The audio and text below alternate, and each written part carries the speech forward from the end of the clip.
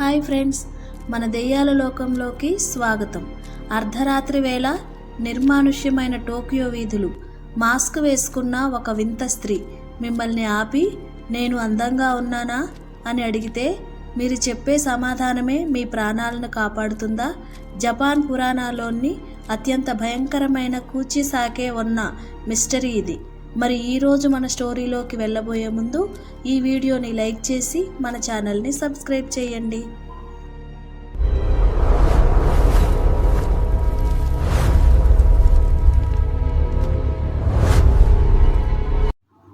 Tokyo శివారు Shibuya సబ్బర్లోని ఒక పాత అపార్ట్మెంట్ ఏరియా.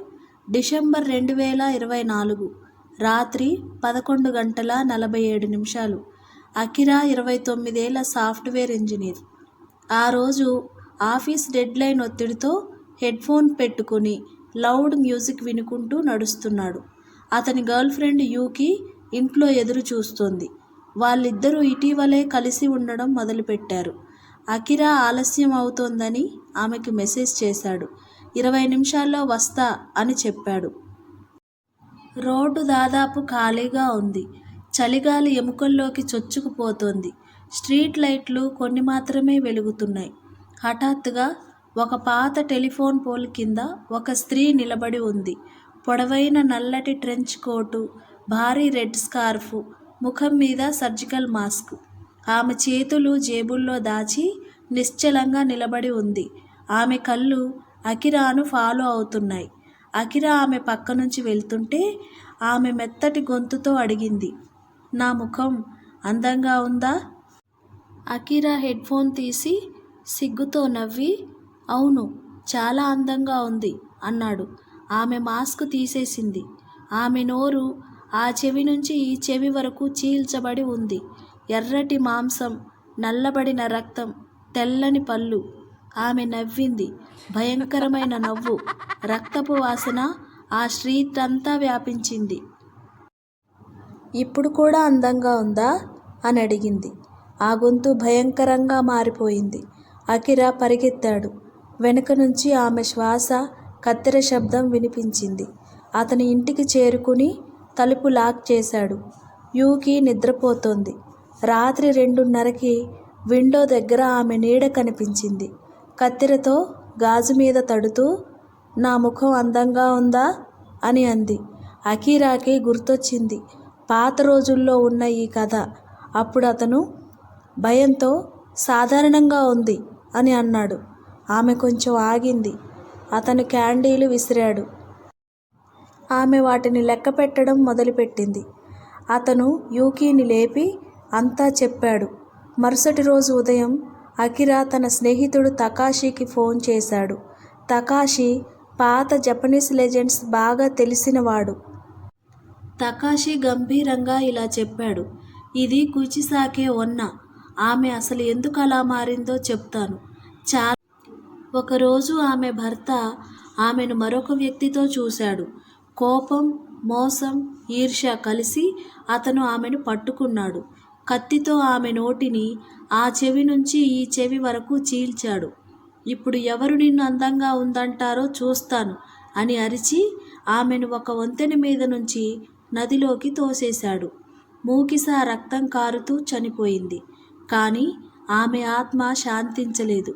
ఆమె అందం మీద ఆసక్తి, భర్త మీద కోపం, ఈర్ష్య, ఒంటరితనం ఇవన్నీ కలిసి ఆమెను ఒక భయంకరమైన యోకైగా మార్చేశాయి.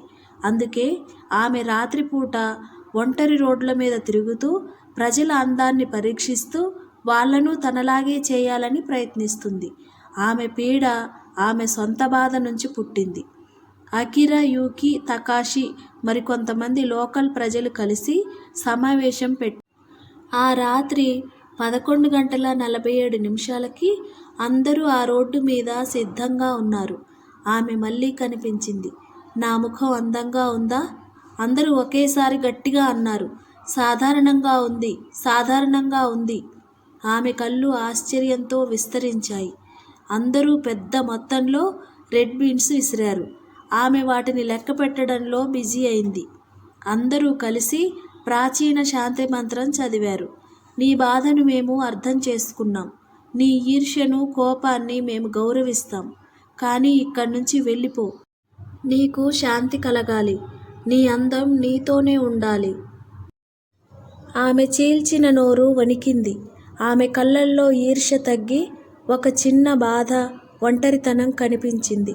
ఆమె నెమ్మదిగా మాస్క్ పెట్టుకుంది. కత్తెరను దాచేసింది. చివరిసారి ఆమె అడిగింది, గొంతు చాలా మెత్తగా, దాదాపు మనిషి గొంతులాగా. నా ముఖం ఎప్పుడైనా అందంగా ఉంటుందా? అందరూ ఒకేసారి అన్నారు. అవును, నీ ముఖం ఎప్పుడూ అందంగానే ఉంటుంది. కానీ ఇక్కడి నుంచి వెళ్ళిపో. నీ బాధను వదిలేసి శాంతంగా వెళ్ళు. ఆమె నెమ్మదిగా తల వంచింది. ఆమె శరీరం గాలిలో కరిగిపోతున్నట్టు మారింది. రక్తపు చుక్కలు ఒక్కసారి నేల మీద పడ్డాయి. ఆపై పూర్తిగా అదృశ్యమైంది. అక్కడి ప్రజలు అందరూ కలిసి ఆమె సొంత బాధను గుర్తించి, అబద్ధం చెప్పకుండా సత్యం చెప్పి, ఆమెకిష్టమైన రెడ్ బీన్స్తో ఆమె శక్తిని తగ్గించి, ప్రాచీన శాంతి మంత్రంతో ఆమె ఆత్మను శాంతపరిచారు. ఒక్కడి చేతుల్లో కాదు, అందరి ఐక్యతతో ఆమెను వదిలించుకున్నారు. ఆమె తిరిగి ఎడో కాలం నుంచి వచ్చిన తన పాత నది వంతెన దగ్గరకు వెళ్ళిపోయింది. అక్కడ ఆమె తన బాధను మరిచిపోయి శాంతంగా తిరుగుతూ ఇక్కడి నుంచి దూరంగా వెళ్ళిపోయింది. ఆమె ఇక ఎవరినీ ఇబ్బంది పెట్టలేదు. కానీ రాత్రిపూట ఒంటరిగా నడిస్తే ఆమె గుర్తొచ్చేది. ఇప్పటికీ ఆ ఏరియాలో రాత్రి 11:47కి ఎవరైనా ఆ రోడ్డు మీద వెళ్తే ఒక చల్లటి గాలి వీస్తుంది. కానీ ఆమె రాదు.